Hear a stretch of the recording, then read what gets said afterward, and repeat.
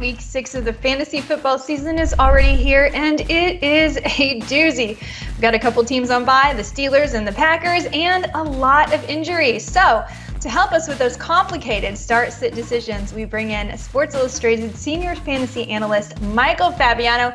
Fabs, brutal week for a lot of people out there, but I know you are going to help us set winning lineups. Let's kick it off at the quarterback position. Who we got going this weekend?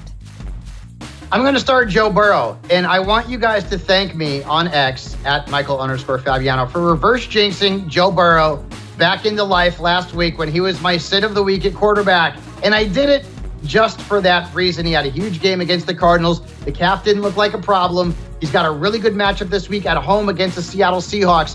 Their defense has allowed 22-plus fantasy points to two quarterbacks since week 2. So Burrow is back in our good graces. And I like Matt Stafford this week.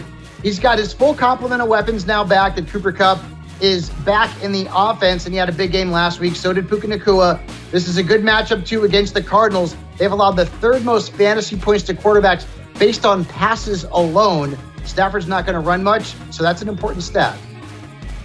Matthew Stafford is someone that could even be available on your waiver wire if you need a replacement for someone such as Anthony Richardson as well. All right, who are you sitting at the quarterback position? You know me. Jared Goff plays at home. I'm starting him. Jared Goff plays on the road. I am sitting him. Jared Goff is on the road this week in Tampa Bay. The numbers are unbelievable. When he plays at Ford Field, he's Joe Montana. When he's not at Ford Field, he looks more like Elvis Gerback.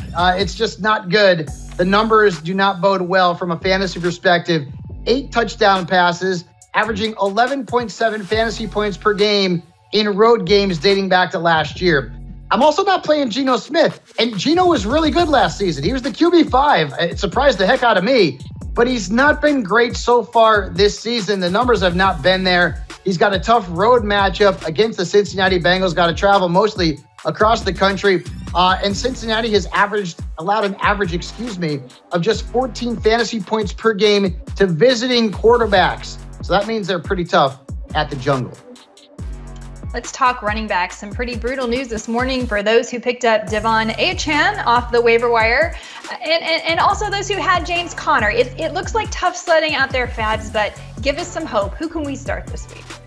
Well, without Achane there, you got to start Raheem Mostert because it is a great matchup. You know, Mostert's the RB3 right now. I mean, it's unbelievable. No one saw that coming. The Panthers are awful. Their defense is one of the worst in the league against the run. So Mostert should be in most, if not all, lineups. And I'm going to go back to James Cook. Now, he had a bad game last week in London. He was game scripted out in the second half. That is not going to happen against the Giants. Their defense is terrible. Their offense is terrible. Their offensive line is terrible. And the Bills are going to boat rate this team, which means what? They're going to run the ball in the second half. This is a nice spot for James Cook. And by the way, the Giants have given up the 6th most fantasy points to running back so far this season. Now, Brian Robinson disappointed a lot of us last week in a really good matchup. You say maybe time to sit him again this weekend. Yeah, fade him if you can. Last week he got game scripted out. The matchup was really good. It just didn't happen because of the situation in the game. This week he's got Atlanta. Believe it or not, Jen, no defense in the National Football League has given up fewer fantasy points to running backs than the Atlanta Falcons. I mean, I would have never guessed that in a million years back in the preseason. So Robinson is a risk-reward flex starter, and so is Rachaad White. He's coming off a bye. He's got the Lions this week. The Lions defense is good against running backs. This is a defense that has allowed one running back to score more than 11 points against them. Just one. So this is not a good matchup for Rachaad White. Get him out of your lineups if possible. Gardner Minshew will be starting for the Colts this week, who also got Jonathan Taylor back. And I have a feeling that has something to do with the fact that you say to start Michael Pittman this weekend.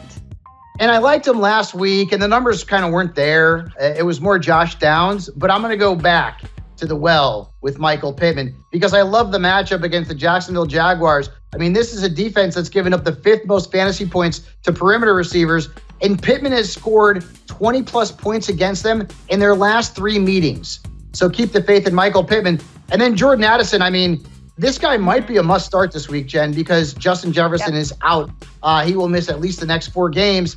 And the Bears defense, not good. They've allowed the 8th most fantasy points to perimeter receivers this season. So get the rookie into your lineup And if you can pick up KJ Osborne, he's also worth a look as a flex starter in what's a plus matchup in Chicago. All right, let's pivot over to the sit list. You got a couple studs here. You said, maybe you can't trust them. Temper your expectations for both of these players. We'll start with Deebo Samuel. You know, Jen, in the last 2 weeks, he has had 3 targets. 3. That's it. And he's not running the ball a lot either. You don't need to when you have Christian McCaffrey. And the matchup's not good. The Cleveland Browns have allowed the fewest fantasy points to receivers this year. They've only given up 1 touchdown to a wide receiver. So if you have depth, Deebo should be on your bench. And the same thing goes for Tyler Lockett.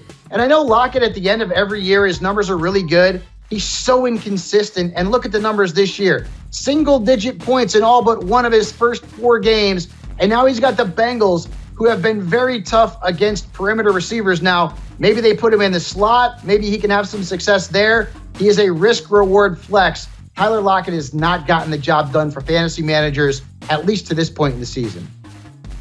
I absolutely love it when my top waiver claim of the week is also on your start list. And that's what we've got here with Logan Thomas of the Washington Commanders.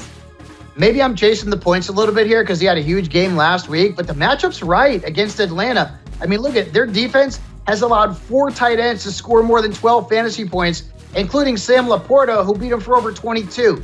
The matchup's right. The volume in terms of the targets is right. I'm starting Logan Thomas if I picked him up off the waiver wire based on, of course, Jen's advice. And then I'm going to start Zach Ertz. And I know Zach Ertz has a very low ceiling, but his floor is pretty good. It's around 8 to 10 points per week. He's getting the targets. He's playing a lot of snaps. The Rams got beat up by Dallas Goedert last week, who, oh, by the way, was his former teammate in Philadelphia. So Zach Ertz is a low-end tight end one for people who need help, and a lot of people do need help at tight end. And then you talked about chasing the points with Logan Thomas. I don't think you are. I think he's set up for success fairly long term. He's actually the tight end 9 on this season, having only played 4 games. But Dalton Schultz is when you say, don't chase the points. I was wrong about him last week. He had a good game. The week before, he had a good game. So I think this is going to come crashing down for Dalton Schultz this week against the Saints. Their defense has been very tough against the tight end position. They haven't allowed a player to score more than 10.9 points in a game against them. And overall, they've given up the fewest points to tight ends. So keep that in mind when you're deciding to start or sit Dalton Schultz. And then I'm going to sit David Njoku. I can't think of one Cleveland Brown that I had confidence playing this week. Not one. Not the quarterback, not any of the running backs or the wide receivers, not one, not even Amari Cooper, and certainly not David Njoku. The Niners defense has allowed just 1 touchdown and the 8th fewest fantasy points to tight ends this season. You may want to look elsewhere for fantasy production than Cleveland. Not a great matchup against the Niners.